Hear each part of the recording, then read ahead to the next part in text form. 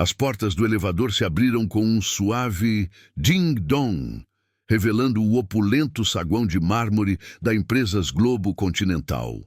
Ana saiu, seus tênis surrados chiando contra o chão impecável, enquanto empurrava seu carrinho de limpeza à frente. Uma das rodas sempre presa em um ângulo que ela tentara consertar dezenas de vezes. Eram 6:30 da manhã, aquela hora peculiar em que o prédio pertencia inteiramente a pessoas como ela. A força de trabalho invisível que mantinha tudo brilhando, antes que os executivos chegassem.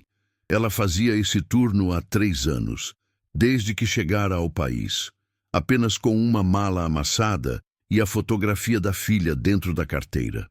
O salário mal cobria o aluguel do minúsculo apartamento que dividia com outras 2 mulheres.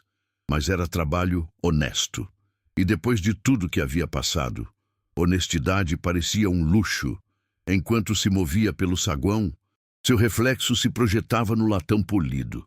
Uma mulher na casa dos 30, com olhos cansados e mãos ásperas pelos produtos de limpeza industriais. O cabelo preso em um coque prático que nada fazia para suavizar o cansaço estampado em seu rosto.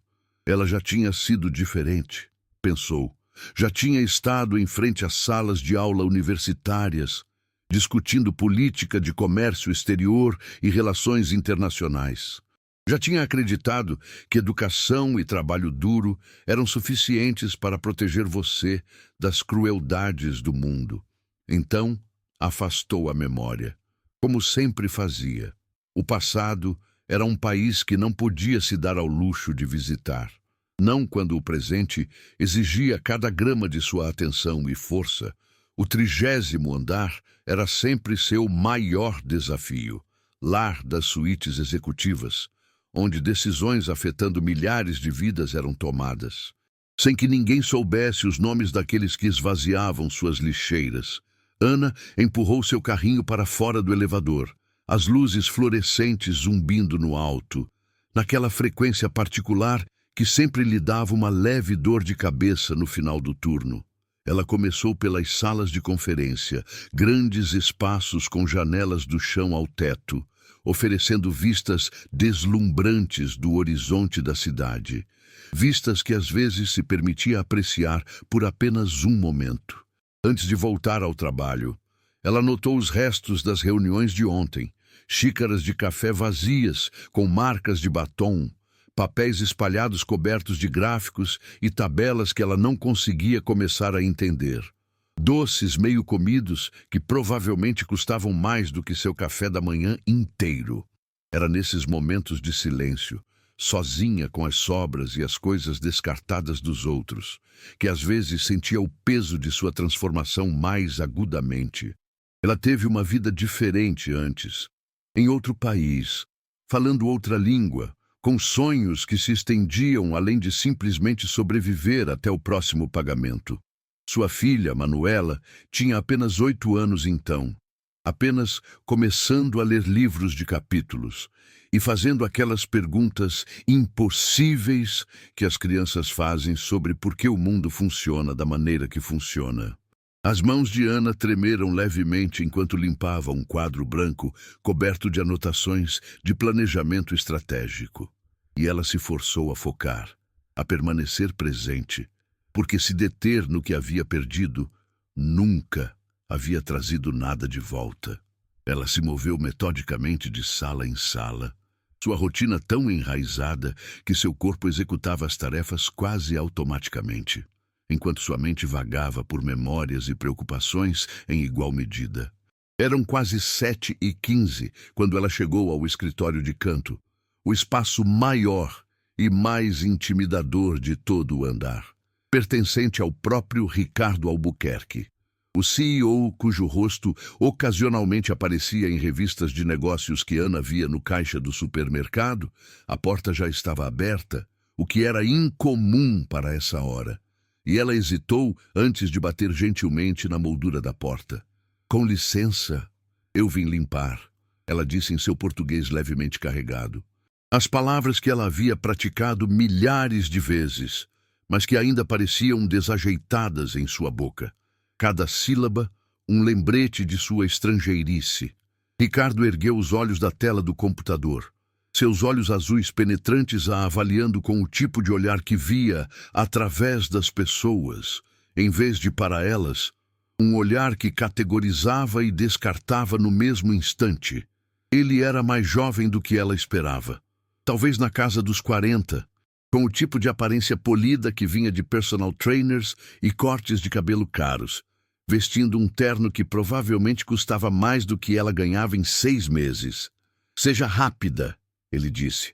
Não rude exatamente, mas com o desdém casual de alguém que nunca precisou considerar se suas palavras poderiam magoar, retornando sua atenção para a tela, antes que ela sequer tivesse entrado totalmente na sala. Ana assentiu, embora ele não estivesse mais olhando para ela, e começou seu trabalho, movendo-se o mais silenciosamente possível, hiperconsciente de sua presença neste espaço que tão claramente pertencia a alguém de um mundo diferente. Ela estava esvaziando sua lixeira, tentando não olhar para os documentos descartados que poderiam conter informações confidenciais que ela fora avisada para nunca ler, quando ouviu vozes se aproximando do corredor. O falatório confiante de homens que nunca precisaram questionar seu direito de ocupar espaço. 3 executivos entraram sem bater, suas risadas enchendo a sala com aquela marca particular de jovialidade agressiva, que vinha de muito café e privilégio inquestionável. Ana instintivamente se moveu para a periferia, tentando se tornar ainda menor, mais invisível. Mas um deles, um homem de rosto vermelho, cujo crachá dizia Andrade, diretor de operações. Notou-a e pareceu achar sua presença divertida. Ricardo, ainda usando o serviço de limpeza de baixo custo. Vejo, ele disse com uma risadinha que convidava os outros a participar. Eu continuo te dizendo, você precisa atualizar tudo, incluindo a ajuda. Ana manteve os olhos baixos, continuando a limpar o parapeito da janela com atenção cuidadosa. Seu rosto cuidadosamente neutro da maneira que ela aprendeu a adotar quando as pessoas falavam sobre ela, como se ela não estivesse lá. Outro executivo, mais jovem, com o cabelo perfeitamente penteado e um relógio que brilhava ostensivamente, encostou-se na mesa de Ricardo. Falando em atualizações, Ricardo, ouvi dizer que você fechou o acordo da Dubois. 3 idiomas que você teve que negociar, certo? Francês, alemão, e qual era o terceiro? Ricardo se recostou em sua cadeira, um sorriso de satisfação cruzando seus traços. Mandarim, ele disse, e havia um orgulho inconfundível em sua voz. Mais inglês, obviamente. 4 idiomas no total. É essencial em negócios globais. Você não pode confiar em tradutores quando está negociando acordos de bilhões de dólares. Você precisa entender a nuance, o contexto cultural, as sutis dinâmicas de poder que existem na própria linguagem. Andrade assobiou apreciavelmente. 4 idiomas. Isso é impressionante, Albuquerque. A maioria das pessoas mal consegue lidar com um direito. Todos riram disso. E Ana sentiu algo pequeno e quente se acender em seu peito. Algo que ela imediatamente tentou extinguir, porque raiva, ela aprendeu, era um luxo que ela não podia pagar. Ela continuou limpando, seus movimentos mecânicos, tentando se tornar realmente invisível. Mas a voz de Ricardo cortou sua concentração como uma navalha. 4 idiomas, ele repetiu. E agora ele estava olhando diretamente para ela. Seu olhar calculista. Aposto que são 4 a mais do que nossa equipe de limpeza fala. Provavelmente mal conseguem se virar no português, que dirá algo útil. Os outros homens riram de novo, e as mãos de Ana pararam na janela que ela estava limpando. O borrifador suspenso no ar, enquanto as palavras a atingiam com força física. O silêncio que se seguiu pareceu enorme, preenchendo a sala como água invadindo um navio afundando. E Ana ficou paralisada. Anos de invisibilidade praticada guerreando com algo mais profundo, algo que se lembrava de quem ela tinha sido antes que as circunstâncias a tivessem reduzido a essa versão diminuída de si mesma. Andrade pareceu sentir uma oportunidade para mais entretenimento. Vamos lá, querida. Ele se dirigiu a Ana diretamente agora, seu tom condescendente naquele jeito que fingia ser amigável. Quantos idiomas você fala? Um? Metade de um? Os outros executivos estavam sorrindo agora, esperando por sua resposta, como se ela fosse uma artista trazida para a diversão deles. E Ana sentiu a vergonha familiar queimando em suas bochechas. O calor da humilhação que se tornara tão comum que ela quase aprendera a ignorá-lo. Ela abriu a boca, então a fechou. Todo o instinto gritando para ela permanecer em silêncio, para se proteger, para lembrar que ela precisava desse emprego, que falar tinha consequências que ela não podia pagar. Mas então ela pensou em Manuela, em como ela queria que sua filha crescesse corajosa e não diminuída, em como ela havia dito a Manuela em sua última ligação para nunca deixar ninguém fazê-la se sentir pequena, e a hipocrisia desse conselho, enquanto ela estava ali aceitando zombaria, fez algo rachar dentro de sua armadura de submissão cuidadosamente construída.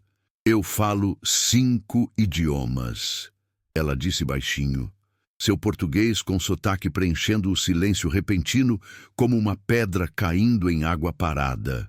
Os executivos pararam de rir, a confusão substituindo sua diversão, e os olhos de Ricardo se estreitaram como se ele a tivesse notado como uma pessoa real pela primeira vez, em vez de simplesmente parte do mobiliário. Como é que é? Ele disse, seu tom afiado com descrença e algo mais, algo que poderia ter sido irritação por ter seu momento de superioridade interrompido. Ana levantou os olhos para encontrar os dele, e naquele momento ela o deixou ver algo da pessoa que ela tinha sido antes que a pobreza e o desespero a tivessem forçado a esse uniforme, esse papel, essa vida diminuída. Eu falo 5 idiomas, ela repetiu, mais forte agora, sua voz carregando o peso de cada vez que ela mordeu a língua, cada insulto que ela absorveu em silêncio, cada momento que ela se fez invisível para sobreviver.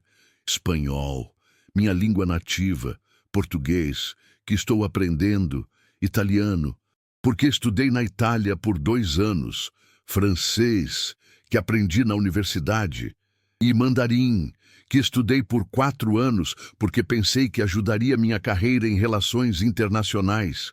Quando eu tinha uma carreira em vez de um esfregão, o choque em seus rostos teria sido cômico se o coração de Ana não estivesse batendo tão forte, se ela não estivesse agudamente consciente de que acabara de violar todas as regras não ditas de sua posição. Ricardo se levantou lentamente. Você está mentindo, ele disse categoricamente, desafiando-a a recuar. Eu não estou mentindo, senhor, Ana respondeu, suas mãos tremendo, mas permanecendo firmes nos materiais de limpeza. Andrade riu incerto. Prove. Diga algo em mandarim. Ana sentiu a armadilha se fechando. Se ela permanecesse em silêncio, seria rotulada de mentirosa. Se ela falasse, estaria se apresentando para o entretenimento deles. Mas ela já estava comprometida. Ela falou em mandarim, os tons fluindo com surpreendente fluência, dizendo, eu uma vez sonhei em ser alguém importante, alguém que importasse, antes que a vida me ensinasse que a sobrevivência importa mais do que a dignidade. E agora eu limpo escritórios para homens que pensam que falar 4 idiomas os torna especiais. Ela observou o rosto de Ricardo, se perguntando se ele entendia a poesia amarga do que ela acabara de dizer. Sua expressão vacilou antes de ser substituída por ceticismo endurecido. Ela provavelmente apenas memorizou alguma coisa. Qualquer um pode repetir sons. Antes que Ana pudesse responder, o telefone da mesa de Ricardo tocou com o tom triplo, sinalizando uma chamada internacional. Ricardo atendeu. ainda observando-a. Ricardo Albuquerque. Ana podia ouvir mandarim em rajadas rápidas pelo alto-falante. A voz de uma mulher, urgente e chateada. Ela captou o suficiente para entender. Acordo comercial, problemas, disputas contratuais, terminologia jurídica sugerindo que algo significativo havia dado errado. O rosto de Ricardo passou por várias expressões, estabelecendo-se em pânico mal disfarçado.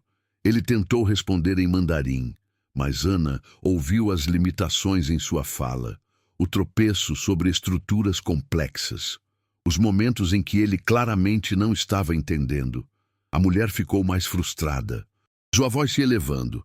Ricardo olhou para Andrade com a expressão de alguém se afogando. Ela está falando rápido demais. É sobre o contrato de fabricação de Xangai, algo sobre violações legais e inspeções governamentais. Mas eu não consigo acompanhar os termos técnicos. Eu preciso do serviço de tradução. Agora! Andrade já estava sacando seu telefone, mas Ana sabia que o serviço de tradução levava pelo menos 15 minutos.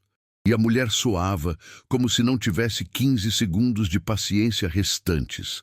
Ana ficou ali, ainda segurando seu borrifador, observando este homem que acabara de zombá-la, cambaleando na exata expertise que ela possuía. A voz da mulher ficou mais aguda, e Ana a ouviu dizer em mandarim: "Se você nem consegue entender a gravidade desta situação, como posso confiar nas empresas Globo Continental para lidar com nossos negócios?" O rosto de Ricardo empalideceu. Naquele momento, Ana tomou uma decisão contra todo o instinto de sobrevivência. "Eu posso ajudar", ela disse baixinho, e 4 pares de olhos se voltaram para ela. Ricardo encarou, e ela podia ver a guerra por trás de seus olhos. O orgulho lutando contra a necessidade, o ceticismo lutando contra o desespero. O telefone continuava a chiar com mandarim urgente. Ricardo olhou para ele, então de volta para Ana, e ela viu o momento exato em que a necessidade venceu. "Tudo bem, mas se você piorar isso, está demitida." Ana pegou o telefone, suas mãos mais firmes do que tinham estado em anos. "Alô, aqui é Ana falando em nome do Sr. Albuquerque", ela disse em mandarim impecável, seu sotaque padrão de Pequim, o registro formal apropriado para negócios. "Eu entendo que há uma situação urgente. Por favor, ajude-me a entender a dimensão total do problema para que possamos trabalhar em direção a uma resolução."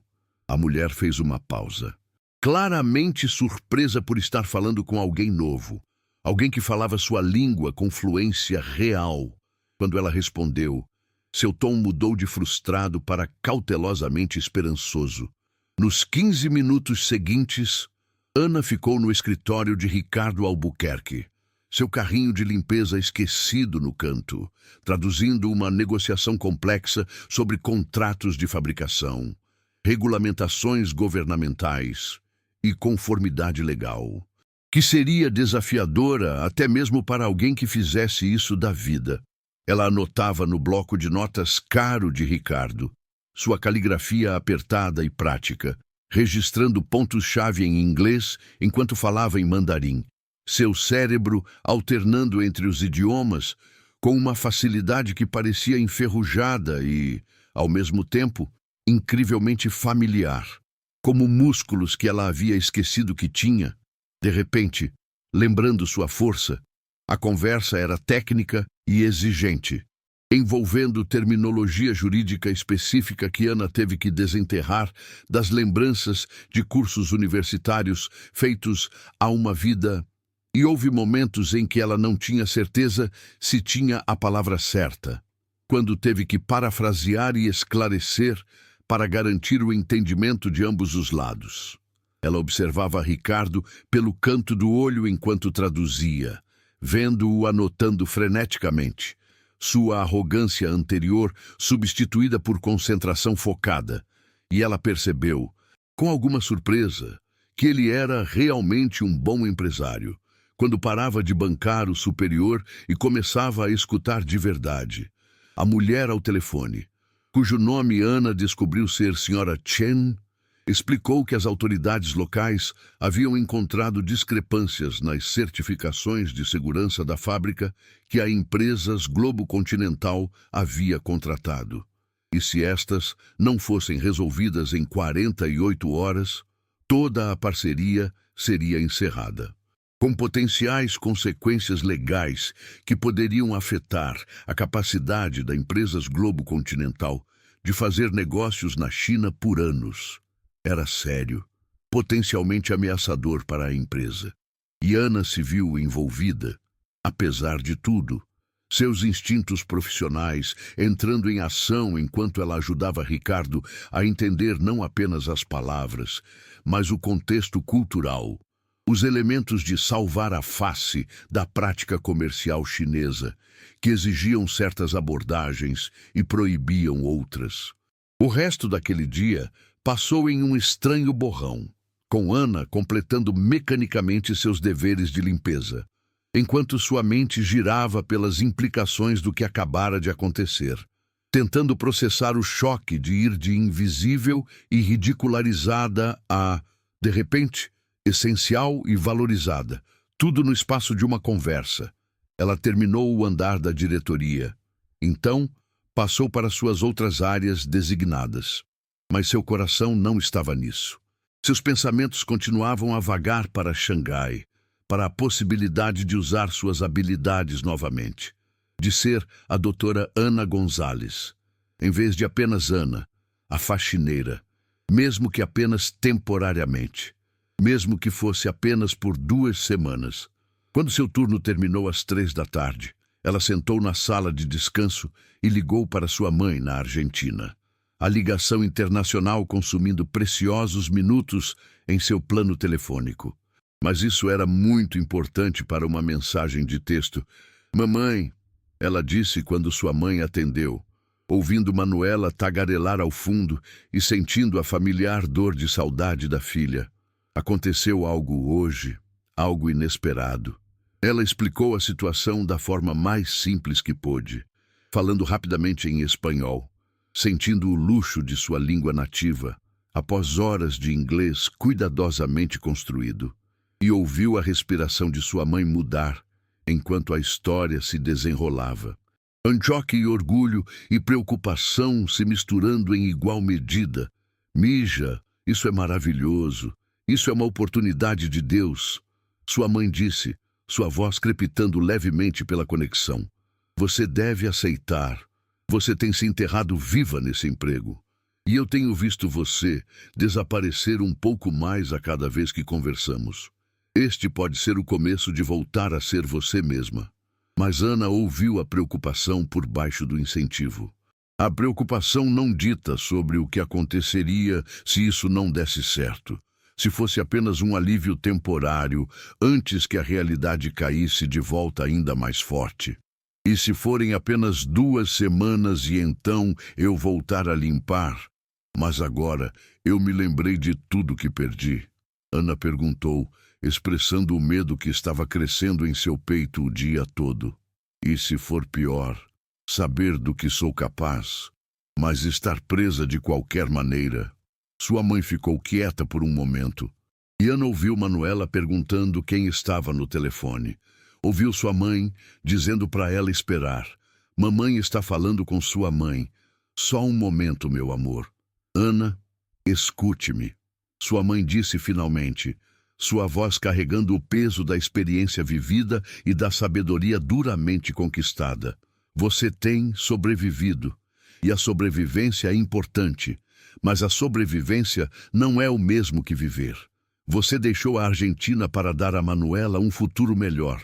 Mas que futuro você está modelando para ela se você a ensina que mulheres inteligentes, mulheres capazes, devem se fazer pequenas e aceitar menos do que merecem? Aceite esta oportunidade, não porque ela definitivamente levará a algum lugar, mas porque você merece se lembrar de quem você é, mesmo que apenas por 2 semanas. Naquela noite, Ana sentou em seu minúsculo apartamento compartilhado. Suas duas colegas de quarto diplomaticamente dando-lhe privacidade em seu espaço compartilhado. E ela leu o contrato que o escritório de Ricardo havia enviado para seu e-mail. A linguagem jurídica densa, mas clara o suficiente para ela entender os pontos essenciais. A compensação por 2 semanas era mais do que ela ganhava atualmente em 3 meses. E eles estavam oferecendo um bônus de conclusão que seria suficiente para trazer Manuela para visitar por 1 mês inteiro. Talvez mais, os termos eram justos, surpreendentemente generosos até. E ela se perguntou se era Ricardo tentando compensar seu comportamento anterior, ou simplesmente a empresa reconhecendo o valor do que ela estava fornecendo. Ou talvez ambas as coisas pudessem ser verdadeiras simultaneamente. Ela pensou em sua filha, sobre os telefonemas onde Manuela tentava ser corajosa. Mas Ana podia ouvir a solidão por baixo, sobre os marcos que ela estava perdendo, as peças da escola e os dentes perdidos, e os pequenos triunfos que estavam acontecendo a uma distância impossível. Ela pensou na mulher que ela tinha sido em Buenos Aires. A professora que acreditava que conhecimento e capacidade seriam suficientes. Antes que a vida a ensinasse que o mundo era mais complicado e cruel do que seu privilégio havia permitido que ela visse. E ela pensou na mulher que ela era agora, competente e invisível, sobrevivendo, mas não vivendo totalmente. Segura, mas desaparecendo lentamente. A escolha, quando ela realmente a examinou, não era tão complicada quanto ela estava fazendo parecer. Ela abriu seu laptop, a máquina de segunda mão levando seu tempo para inicializar, e compôs um e-mail para Ricardo Albuquerque, profissional e claro, aceitando a posição e solicitando uma reunião para discutir a logística e a preparação para a missão em Xangai. Ela releu a mensagem umas 3 vezes, verificando cada detalhe, cada possível erro, ajustando o tom para encontrar o equilíbrio perfeito entre confiança profissional e a devida deferência. E então, antes que pudesse se questionar novamente, ela apertou o botão de enviar e viu a mensagem desaparecer no éter digital, levando consigo uma decisão que parecia ao mesmo tempo aterrorizante e absolutamente certa. Um salto para o desconhecido que era também, de alguma forma, um salto de volta para si mesma, para a mulher que ela havia sido e que talvez ainda pudesse voltar a ser. A semana que se seguiu foi um caos de preparativos e papelada, de reuniões às pressas com o RH para esclarecer questões de visto e autorizações de trabalho, de telefonemas noturnos com a senhora Tanaka, para entender as sutilezas da situação em que se envolveria em Tóquio, de compras apressadas, de roupas profissionais, porque seu único terno de entrevista, de 3 anos atrás, estava gasto e fora de moda, de videochamadas com Manuela, onde Ana tentava explicar para onde estava indo e por quê, vendo o rosto da filha oscilar entre a animação, porque a mãe estava fazendo algo importante, e o medo de outra separação, outro adeus. Ricardo Albuquerque havia designado um pequeno escritório para ela durante a semana, um espaço de trabalho temporário onde ela podia se preparar, e ela notou os olhares dos outros funcionários, enquanto caminhava pelo prédio em trajes de negócios, em vez do uniforme de limpeza. Algum reconhecimento, alguma confusão, algum ressentimento de colegas que viam sua transformação como uma ameaça à sua própria compreensão de como o mundo funcionava. Ela passou horas estudando a estrutura regulatória específica que rege a fabricação no Japão, atualizando seu conhecimento de terminologia jurídica, praticando o registro formal do japonês usado em contextos governamentais, sentindo partes de seu cérebro despertarem que estavam dormentes. Caminhos neurais se iluminando como a rede elétrica de uma cidade após um apagão. Andrade, o diretor de operações, passou em seu escritório temporário uma tarde, ostensivamente para deixar alguns arquivos. Mas, na verdade, ela suspeitava, para satisfazer sua curiosidade sobre quem ela realmente era. Sabe, ele disse, encostado no batente da porta. Ricardo não para de falar sobre como foi idiota, como quase deixou seu melhor trunfo escapar pela porta, porque não conseguiu enxergar além de suas próprias suposições. Acho que isso foi bom para ele, honestamente, ter sua perspectiva ajustada. Ana ergueu os olhos de suas anotações, ponderando sua resposta. Espero que tenha sido bom para todos vocês, ela disse cuidadosamente. Eu não sou a única pessoa capaz que vocês ignoraram, porque não se encaixavam em suas expectativas de como a competência se parece. Eu sou apenas a que por acaso falava japonês quando vocês precisaram. Quantos outros estão limpando seus escritórios, ou servindo seu café, ou estacionando seus carros? Pessoas com habilidades, conhecimento e histórias que vocês nunca se dão ao trabalho de aprender. Por que decidiram que não valem a pena sua atenção? Andrade pareceu desconfortável, mudando seu peso de um pé para o outro. E ela sentiu uma pequena satisfação nesse desconforto, em segurar um espelho e fazê-lo realmente olhar para seu reflexo. O voo para Tóquio foi surreal. Sentada na classe executiva, porque a empresa estava pagando e Ricardo havia insistido, comendo comida que ela não conseguia pronunciar, e assistindo a filmes em uma tela maior que seu laptop, sentindo-se uma impostora em roupas emprestadas, vivendo uma vida emprestada que evaporaria assim que ela falhasse em entregar quaisquer resultados impossíveis que eles esperassem. Mas ela também se sentia viva, de uma forma que não sentia há anos, sua mente engajada e acelerada, preparando cenários e estratégias, pensando 3 jogadas à frente, como costumava fazer quando estava ensinando, quando era alguém que resolvia problemas com seu intelecto, em vez de seus produtos de limpeza. A senhora Tanaka a encontrou no aeroporto. Uma mulher elegante na casa dos 50, com olhos afiados que avaliaram Ana nos primeiros 3 segundos. E pareceram aprovar o que encontraram. Você não é o que eu esperava, a senhora Tanaka disse em japonês, enquanto caminhavam pelo terminal de desembarque. E Ana respondeu da mesma forma, perguntando o que ela esperava. Alguém mais velho, mais formal, mais americano. A senhora Tanaka admitiu.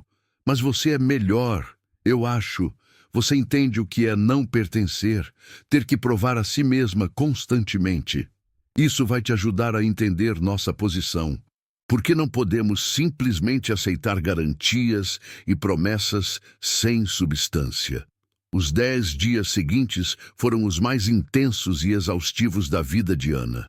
Dias de 12 horas navegando entre os interesses da empresas Globo Continental e as autoridades regulatórias japonesas, traduzindo não apenas a língua, mas as expectativas culturais, mediando mal-entendidos que iam muito além de simples erros de comunicação, para o reino de visões de mundo fundamentalmente diferentes sobre negócios, relacionamento e confiança. Ela cometeu erros, certamente. Momentos em que seu conhecimento teórico se mostrou insuficiente, e ela teve que admitir ignorância e pedir orientação. Mas ela também teve sucessos, avanços onde ela encontrou a frase ou abordagem certa que destravou um impasse, onde seu status de outsider se tornou um trunfo, em vez de uma responsabilidade. Porque nenhum dos lados havia como representando totalmente o outro, permitindo que ela ocupasse um espaço neutro, onde a conversa honesta se tornou possível. Ela trabalhou com a equipe da senhora Tanaka para identificar as lacunas reais na certificação de segurança. Então, trabalhou com o departamento jurídico da Empresas Globo Continental, através de fusos horários, para desenvolver um plano de correção que satisfizesse os requisitos regulatórios japoneses, enquanto permanecia viável para a empresa implementar. No 8º dia, exausta e funcionando à base de café e adrenalina, Ana sentou-se em uma sala de conferências com representantes da Empresas Globo Continental, da empresa de manufatura da senhora Tanaka e de um comitê de supervisão governamental, e observou enquanto eles assinavam um acordo revisado, que preservava a parceria, enquanto abordava as preocupações regulatórias legítimas. A senhora Tanaka cruzou seu olhar na mesa e deu um pequeno aceno de reconhecimento, um gesto que dizia mais do que palavras sobre respeito conquistado e pontes construídas. E Ana sentiu algo inchar em seu peito, que ela eventualmente reconheceu como orgulho, não o orgulho arrogante da ostentação de Ricardo com 4 idiomas, mas o orgulho silencioso do trabalho bem feito, de se erguer a um desafio e não ser considerada deficiente. Naquela noite, ela fez uma videochamada para Manuela do seu quarto de hotel, mostrando à filha a vista de Tóquio à noite, a floresta impossível de arranha-céus iluminados, que parecia algo de um filme de ficção científica, e os olhos de Manuela estavam arregalados de admiração e orgulho. Mamãe, você é como uma super-heroína, Manuela disse, e Ana riu, cansada e feliz, de uma forma que quase havia esquecido que era possível. Não, meu amor, não uma super-heroína. Apenas uma pessoa, usando os dons que tenho, tentando fazer um trabalho que importa, como você fará algum dia, qualquer trabalho que a chame. Ela pensou em como explicar à filha de 8 anos a complexidade do que havia acontecido. Como ser ridicularizada de alguma forma havia levado a uma oportunidade. Como o pior momento havia se transformado em algo próximo da redenção. Às vezes, as pessoas não conseguem ver quem realmente somos, disse Manuela cuidadosamente, porque elas estão olhando para o que fazemos ou como nos vestimos, em vez de quem somos por dentro, mas isso não muda quem somos, apenas muda o que elas conseguem ver, e essa é a limitação delas, não a nossa. Ana assentiu com a seriedade que as crianças têm em momentos que sentem ser importantes, mesmo que não os compreendam totalmente. E Ana sentiu o coração doer de amor e saudade, contando os dias, até que pudesse abraçar sua filha novamente, até que pudesse transformar essa experiência em um futuro que incluísse as duas juntas, não separadas por oceanos e circunstâncias. Na manhã seguinte, ela recebeu um e-mail de Ricardo, com cópia para vários executivos, elogiando seu trabalho e indicando que eles queriam discutir uma posição permanente após o seu retorno, algo em sua divisão internacional, usando suas habilidades reais, em vez de relegá-la a funções que desperdiçavam suas capacidades. Ela leu o e-mail 3 vezes, procurando ressalvas ou condições, não encontrando nenhuma, e se permitiu um momento de pura e descomplicada alegria, antes que as preocupações práticas voltassem, questões sobre vistos, e Manuela, e se essa oportunidade era real, ou apenas outro alívio temporário de uma realidade que eventualmente se reafirmaria com finalidade esmagadora. Ela passou seus últimos 2 dias em Xangai, explorando a cidade, deixando o assistente da senhora Chen mostrar-lhe templos, mercados e bairros longe do distrito comercial, vendo a China como algo além de uma negociação ou um problema a ser resolvido, começando a entender a profundidade e complexidade de uma cultura que ela só tinha acessado através de livros didáticos e cursos de idiomas. A senhora Chen a convidou para jantar, na última noite, não um jantar de negócios, mas um pessoal, em um restaurante, onde a irmã da senhora Chen era a chefe, e sobre pratos que eram completamente diferentes da comida chinesa que Ana tinha encontrado em sua cidade americana adotiva. Elas conversaram sobre suas vidas, sobre serem mulheres, em ambientes de negócios que abriam espaço para elas, a contragosto, se é que abriam, sobre os filhos que estavam tentando dar futuros melhores do que os que elas tiveram, sobre os compromissos e sacrifícios que vinham com a ambição, quando o mundo não foi projetado para acomodar sua combinação particular de identidade e aspiração. Você se sairá bem em sua nova posição, disse a senhora Chen sobre o chá, com um tom certo. Não porque eles estão te dando uma oportunidade, mas porque você tem dons que eles precisam e você sabe agora o seu valor. Não deixe que eles se esqueçam disso. Não deixe você mesma se esquecer disso também. Ana pensou na mulher, que tinha saído do elevador 2 semanas atrás. Com um carrinho de limpeza e sapatos gastos, pensou em como aquela mulher ainda era ela. Sempre faria parte dela, porque aqueles 3 anos a tinham ensinado coisas sobre resiliência e humildade que sua vida acadêmica privilegiada nunca poderia ter ensinado. Eu não vou esquecer, ela prometeu à senhora Chen e a si mesma. Eu não vou esquecer nada disso, o bom ou o difícil, porque tudo isso me fez quem eu sou agora. E quem eu sou agora é o suficiente. Mais do que o suficiente.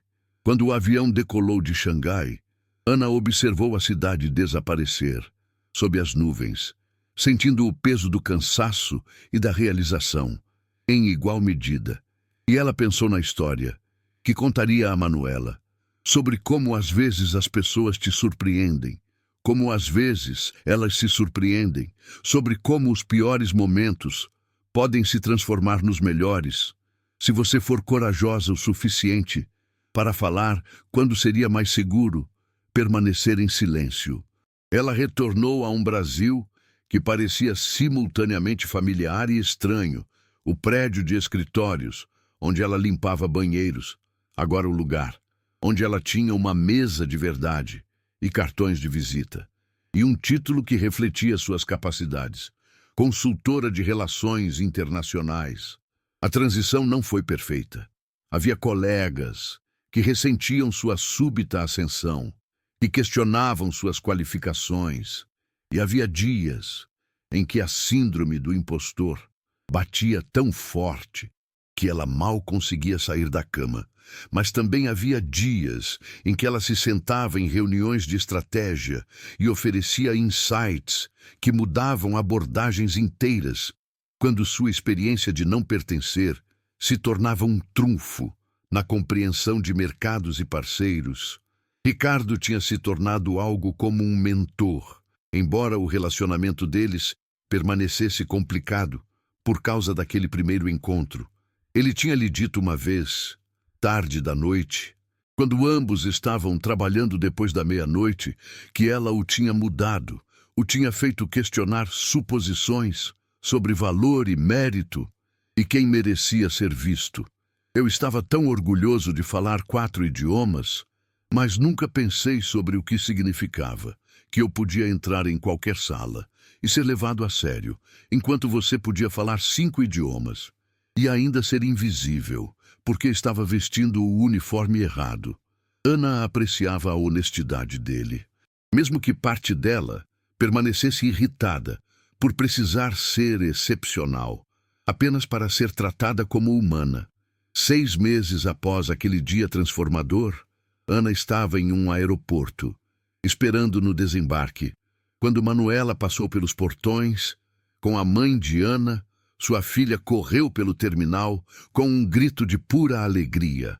Ana a envolveu em um abraço, que pareceu como voltar para casa. Ela tinha navegado pelo sistema de imigração, conseguido um visto para Manuela se juntar a ela, matriculado sua filha em uma boa escola, perto de seu novo apartamento, um apartamento de verdade, com quartos separados e janelas, com vista para a cidade.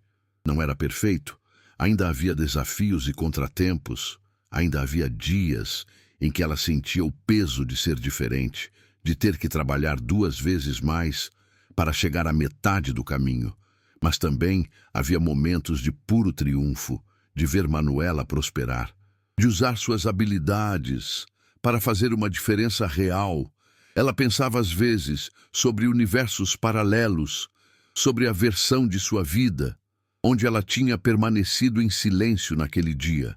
E ela sentia vertigem de quão perto ela tinha chegado daquele caminho, como um momento de coragem, tinha mudado tudo. Ela tinha voltado para a equipe de limpeza do prédio, procurado ex-colegas, tentado ajudar com aulas de idiomas e assistência para currículos, e ela tinha encontrado resistência de alguns que viam seu sucesso como crítica implícita, que a lembravam que nem todos conseguiam oportunidades milagrosas. No aniversário daquele dia, Ricardo tinha organizado uma reunião em toda a empresa sobre diversidade e inclusão, e ele tinha pedido para Ana falar. Ela tinha ficado em frente a centenas de funcionários, se sentindo aterrorizada e determinada. Ela tinha contado a eles sobre ser invisível, sobre as suposições que as pessoas faziam, sobre o quanto de talento a empresa estava desperdiçando por apenas ver potencial em pessoas que se encaixavam em um perfil estreito. Ela observou os rostos na multidão, alguns concordando com o reconhecimento, alguns desconfortáveis, alguns desdenhosos, mas ela também viu alguns rostos se iluminarem com esperança, particularmente entre a equipe de apoio, e depois vários se aproximaram dela, perguntando se o que aconteceu com ela poderia acontecer com eles. Ela tinha sido honesta, dizendo que não podia prometer nada, que sua história era em parte sorte e em parte preparação, encontrando a oportunidade, mas que se manifestar quando importava sempre valia o risco. Ela tinha começado um programa de mentoria, trabalhando com funcionários de origens não tradicionais, ajudando-os a navegar pelas regras não escritas da cultura corporativa. E ela tinha encontrado significado neste trabalho, além de suas responsabilidades oficiais. 2 anos após aquele dia crucial, Empresas Globo Continental estava negociando uma grande parceria no Brasil, e Ana se viu liderando a delegação. Seu português finalmente ganhando a aplicação profissional que ela uma vez imaginara como uma estudante idealista. As negociações eram complexas, envolvendo regulamentações ambientais e práticas trabalhistas. E Ana pressionou por abordagens que honrassem a dignidade humana e a sustentabilidade, mesmo quando elas cortavam as margens. Ela tinha publicado um artigo em um jornal internacional de negócios sobre as vantagens competitivas da humildade cultural, e o artigo tinha gerado atenção significativa, levando a convites para palestras que ela aceitava seletivamente. Em noites tranquilas, quando Manuela estava dormindo e as luzes da cidade brilhavam lá fora, Ana às vezes reprisava aquela manhã no escritório de Ricardo, o momento em que ela estava numa encruzilhada entre o silêncio e a fala. E ela se maravilhava com como uma única decisão tinha alterado toda a trajetória de sua vida, ao mesmo tempo em que reconhecia que nada acontecia isoladamente, mas sim emergia de interseções complexas de preparação, oportunidade e momento certo. Ela tinha começado a escrever um livro de memórias, explorando as interseções de imigração, classe, gênero, linguagem e pertencimento. E a escrita era mais difícil do que o esperado, exigindo que ela revisitasse dores que ela estava tentando deixar para trás, para resistir à tentação de narrativas arrumadas, quando a verdade era mais bagunçada. Ricardo tinha concordado em ser entrevistado para o livro, e suas conversas tinham sido notavelmente honestas, explorando sua própria jornada da arrogância inconsciente para algo próximo da genuína humildade. O livro era uma tentativa de contar uma história verdadeira, em vez de uma inspiradora, para capturar a complexidade de um triunfo que era incompleto e uma justiça que era parcial.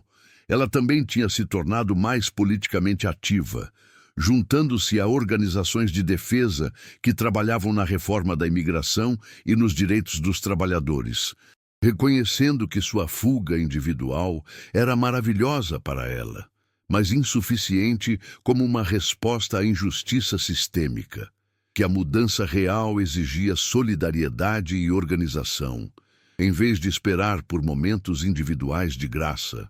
Olhando para trás, a partir do ponto de vista de uma vida transformada, Ana entendia que a história que as pessoas queriam ouvir era simples. Faxineira, fala 5 idiomas e se torna bem-sucedida. Um conto de fadas provando que o mérito vence. Mas a história que ela realmente viveu era mais complicada. Era sobre como ela teve que ser excepcional para ser tratada como apenas adequada. Sobre como ela precisou da crise de Ricardo para tornar sua humanidade visível. Sobre como inúmeros outros com capacidades iguais permaneciam presos porque nunca tiveram aquela sorte. Ela pensava na faxineira que ela tinha sido, aquela que tinha entrado naquele elevador com seu carrinho quebrado e olhos cansados. E ela sentia ternura por aquela versão de si mesma, gratidão por sua resiliência e compaixão por sua dor.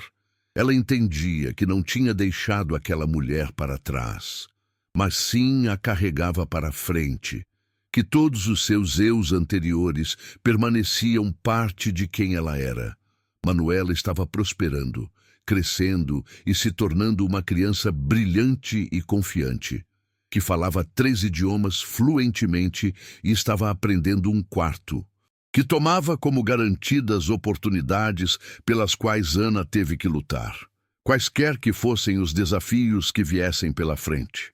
Ana sabia que a verdade fundamental de sua transformação permanecia inalterada. Ela tinha se movido da invisibilidade para a visibilidade, da rejeição para o respeito, da sobrevivência para o florescimento, não porque o sistema funcionava, mas porque ela tinha tido a coragem de se manifestar exatamente no momento certo, com exatamente as habilidades que alguém desesperadamente precisava. Ela tinha aprendido que falar 5 idiomas era tanto mais quanto menos significativo do que parecia, que era uma habilidade genuína que tinha aberto portas, mas também que essas portas nunca deveriam ter sido fechadas em primeiro lugar. O carrinho de limpeza tinha sumido, mas não foi esquecido. O uniforme foi aposentado, mas não descartado. A mulher que tinha sido invisível tinha se tornado visível, mas lembrava visceralmente como era essa invisibilidade.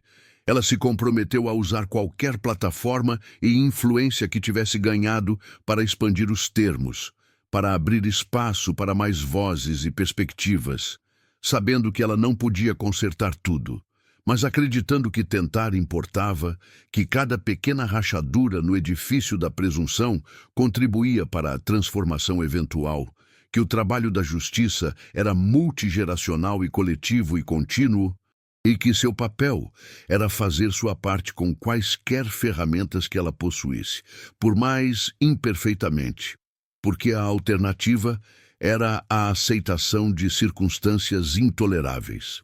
E ela tinha aprendido que era capaz de suportar quase tudo, exceto viver com o conhecimento de que tinha tido chances de tornar as coisas melhores, e escolhido o silêncio em vez da fala, a segurança individual em vez da libertação coletiva, o conforto em vez da coragem necessária para insistir. De novo e de novo, que todo ser humano merece ser visto e valorizado por quem realmente é.